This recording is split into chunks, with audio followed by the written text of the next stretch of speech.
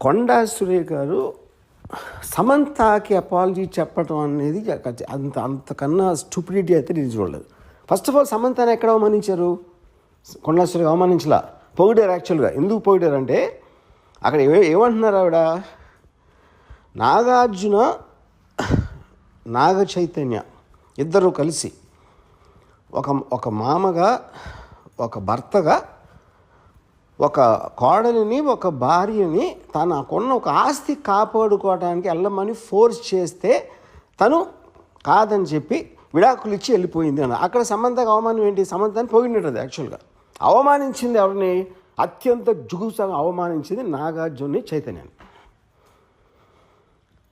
అసలు దాని టాపిక్ ఎత్తట్లా, దాని గురించి ఇంతవరకు మాట్లాడలేదు ఎవరు. సో ఇప్పుడు ఇలాంటిది చెప్పడం కన్నా అంటే అక్కినేని కుటుంబం అంత ఉన్న హుందాతనం, వాళ్ళకున్న extraordinary reputation, most dignified and reputed, అది ఒకసారి పక్కన పెట్టి ఏ ఇంట్లో అయినా ఒక మామని భర్తని ఇలాంటి ఆరోపణ నేనైతే నా జీవితంలో ఏం లేదు ఇలాంటిది.